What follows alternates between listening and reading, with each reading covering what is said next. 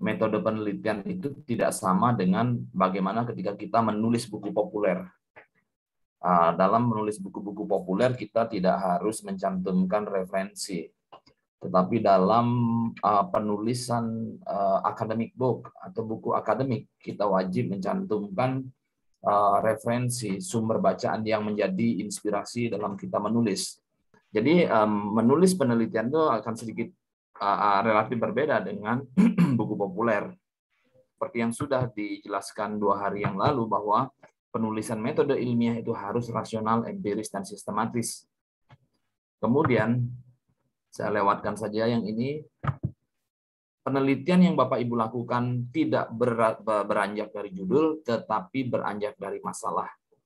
Urgensi penyelesaian masalah itu harus menjadi prioritas dalam kita memilih topik penelitian yang hendak diangkat. Jangan berangkat dari judul, kemudian juga pertimbangkan bahwa ada kecukupan teori yang menunjang. Tetapi dengan banyaknya hari ini digital library, Bapak dan Ibu sangat mudah sekali untuk menulis. Menulis skripsi 120 halaman itu adalah perkara yang mudah gitu Bapak dan Ibu. Karena referensinya cukup banyak. Tetapi yang mungkin 2 hari ini yang saya lewatkan adalah begini. Jadi nanti kita di Aesthetic Kingdom itu akan mengecek plagiarisme dari tulisannya Bapak Ibu. Ada taraf penerimaan berapa besar atau berapa persen plagiarisme itu ditoleransi. Selebihnya kalau itu lebih dari itu, maka Bapak Ibu diminta untuk mengulang menuliskan kembali sehingga taraf penerimaannya bisa sesuai dengan batas maksimum yang ditetapkan oleh Aesthetic Kingdom. Nah, bagaimana solusinya ketika Bapak Ibu menulis supaya prosentase plagiarismenya itu rendah? Caranya adalah jangan sekali-kali menuliskan sama persis dengan yang di buku. Atau kalau Bapak Ibu, karena begini, saya mendapati ada banyak mahasiswa dalam menulis dia copy paste ngambil dari internet. Nah, copy paste dari internet itu akan terdeteksi sebagai plagiarisme secara otomatis. Jadi ada software yang digunakan untuk menelusuri Bapak Ibu itu ngambil datanya dari mana. Situs mana yang Bapak Ibu, itu secara otomatis kita akan di drive dengan software tersebut. Nah, di situ kemudian akan muncul prosentase jiplakan yang dilakukan oleh penulis.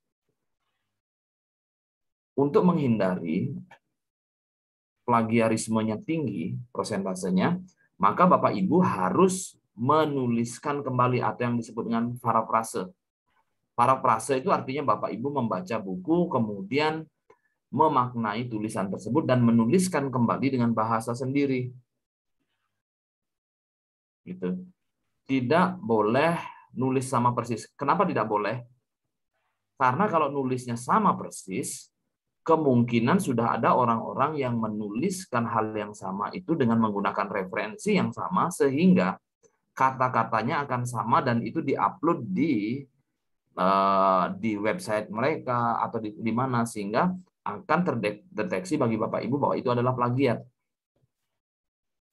Maka cara yang paling aman adalah dengan cara menuliskan kembali